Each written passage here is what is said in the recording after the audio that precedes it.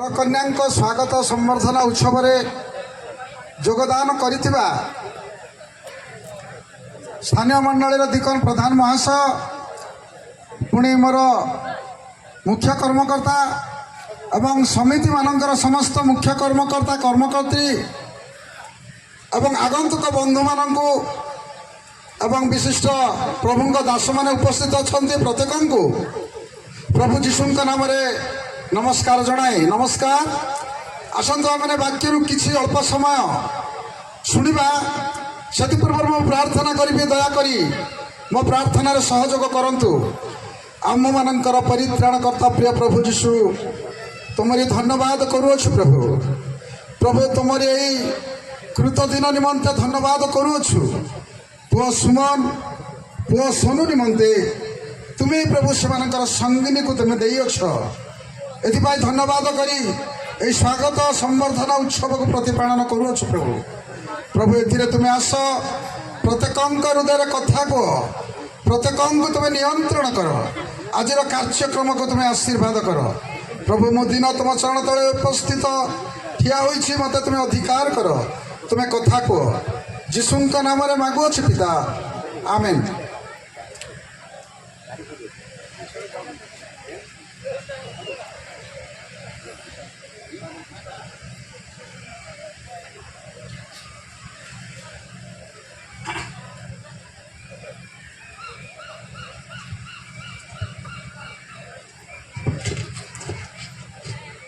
आज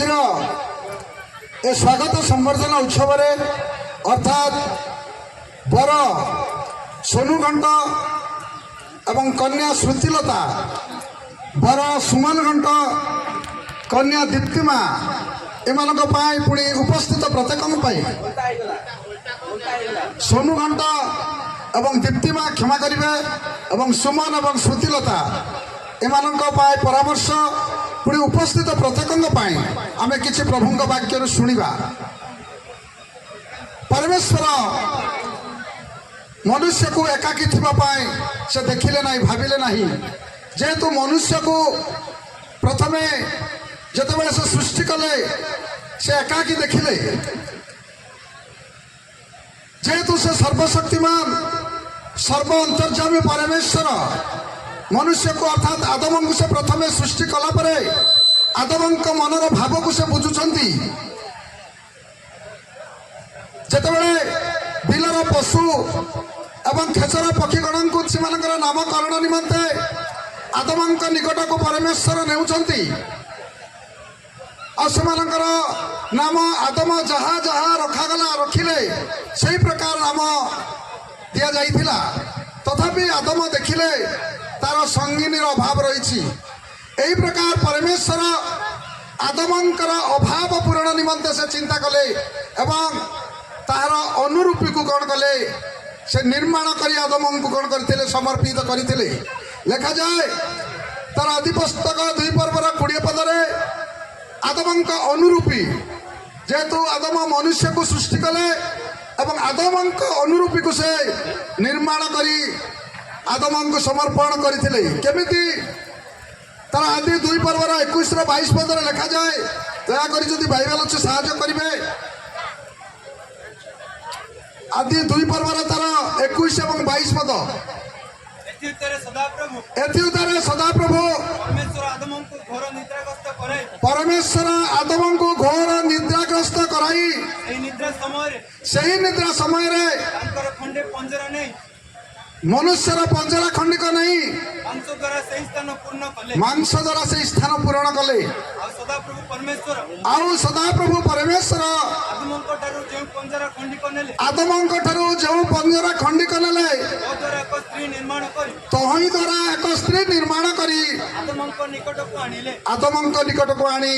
आदम समर्पण कले। प्रिय प्रभु लोक मैंने आदम पंजरा काढ़ी मांस द्वारा से पंजरार जो क्षत स्थान को से पूर्ण कले एवं से पंजरा ठारू एक स्त्री निर्माण करी कौन कले आदम को देले। जेहेतु परमेश्वर से सर्वज्ञ सर्व अंतर्जामी परमेश्वर मनुष्य निमंते से कौन करबा एक सहधर्मणी निर्माण करी समर्पित करने योजना थिला जेहेतु आदम एका एका ही थिले तेणु परमेश्वर कहले मनुष्य एकाकी थिबा भल नुहे तेणु जेतेबेले आदमଙ୍କ ପାଖକୁ ହବାଙ୍କୁ ନେଇ ସମର୍ପିତ କରୁଅଛନ୍ତି आदम कहले एथर हैला एथिरु जानिलु आदमଙ୍କ मन भितरे अभाव रहिछि प्रिय प्रभुଙ୍କ लोक माने जेतेबेले आदम कहउଛନ୍ତି एथर हैला सेतेबेले परमेश्वर तार मनर भाव को बुझी ता पंजर खंडिक नहीं से एक स्त्री निर्माण करी तांको समर्पित करुछंती आज अमानक सम्मुख रे बसी अछंती पुआ सोनु घंट एवं पुआ सुमन घंट पूर्वर निरूपित अनुसार सोनु घंटक दीप्तिमान को से सृजन करथिले एवं सुमन घंट निमंते अमानक सुतिलता को सूदन करथिले जहाँकि आज मंडल उपस्थिति रे एवं प्रभु का साक्षात रे से अमानक सम्मुख रे प्रकाशित करने को जाइछंती प्रभु का महानाम धन्य हो आमे समस्त कहबा आमेन आमेन आज पुआ सुमन पुणी पुआ सोनू से माने कौन करिछंती एक एक अपनार संगीनी पाइछंती ए संगीनी काहाठारु आसी थाए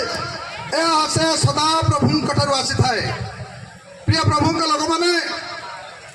पिता माताଙ୍କ ठारु गृह एवं धन पुआ मानकर अधिकार थाए तथापि भार्य आसे सदा प्रभुଙ୍କ ठारु आसी थाए स्त्री सदा प्रभुଙ୍କ ठारु आसी थाए लेखा जाए तार हितोपदेश 19 पर्वर 14 पदरे स्पष्ट भाव प्रमाणित अच्छी पिता माताଙ୍କ ठारु गृह धनर अधिकार किंतु बुद्धिमती भार्या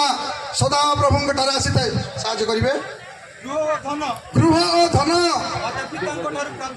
माता पिताଙ୍କ ठारु प्राप्त अधिकार मात्र बुद्धिमती भार्या सदा प्रभुଙ୍କ ठारु प्राप्त हुए आज पुआ सोनू एवं पुआ सुमन से सदा प्रभुଙ୍କ ठारु भार्या ग्रहण करियछंती एई जो माने तेणु तार हित तार 18-22 पदरे लिखा जाए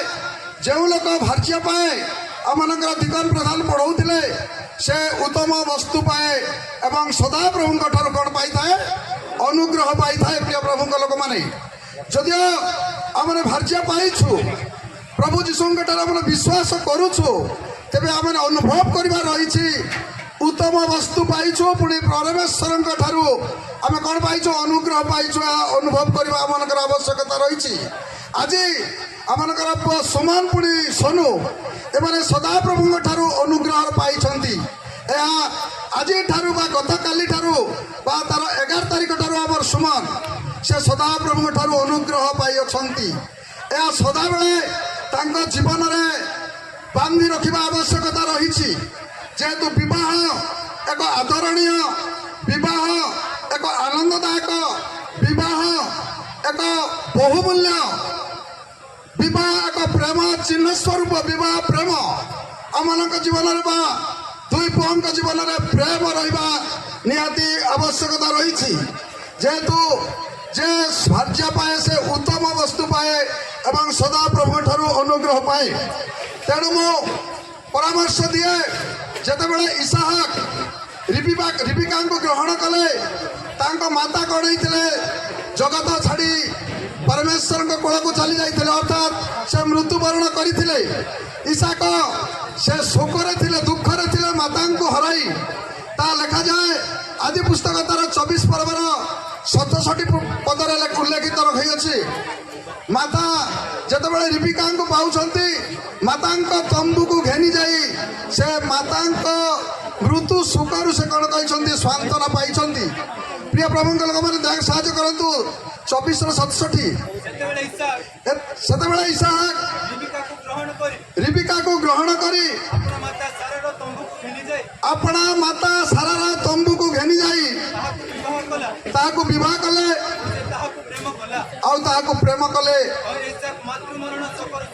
एवं इसाक मातृ मरण शोकरु कौन कले सांत्वना पाइले तार अर्थ विवाह एक आनंददायक जेते माँ मरी जाई दुखरे थिले मध्य से स्त्री को पाई से कौन होचंती से खुशी होचंती सांत्वना पाउछंती आज हमर सोनू पुणी सुमन से माने भार्या ग्रहण करिछंती जदिओ से माने संसार रे जड़ित अछंती तथापि एक अनुग्रह ईश्वर पाई एणु मुझे स्वामी स्त्री भाव परामर्श दिए दयाक ठिया सोनू एवं सुमन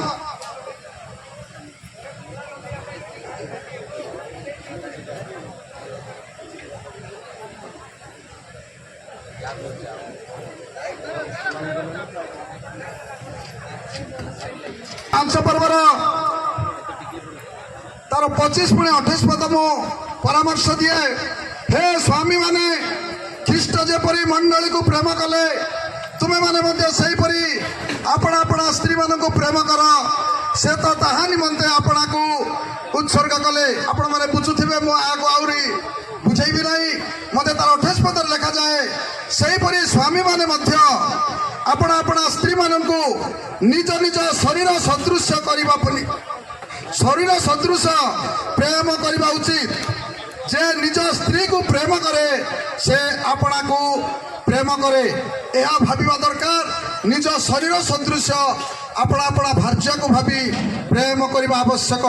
जेहेतु आम चलीगला बेले जितेबाला आम झुंटी देऊ बा कंटा कुदी देऊ जो बाधा आम निजे अनुभव करूँ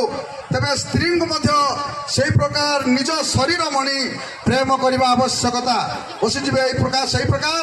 मो दुई झील को दुई कन्या को परामर्श दिए हे स्त्री माने तुम्हें माने जेपरी प्रभुंकर बसीभूता सेहीपरी अपना अपना स्वामीर बसीभूता हुआ कारण ख्रीष्ट जेपरी मंडल मस्तक स्वरूप स्वामी सेहीपरी स्त्रीर मस्तक स्वरूप पुणी ख्रीष्ट आपणार शरीर रूप मंडलीर त्राणकर्ता आमनकर प्रभु जीशु ख्रीष्ट जेपरी मंडलीर मस्तक से प्रकार आपण दुई जनकर स्वामी माने सेपरी मस्तक अटंती तेणु से भक्ति सहित परिचालित दरकार प्रभु ए अल्प पुणी संक्षिप्त वाक्य श्रोता मंडल को प्रत्येक को आशीर्वाद करंतु पुनर्बार समस्त को नमस्कार।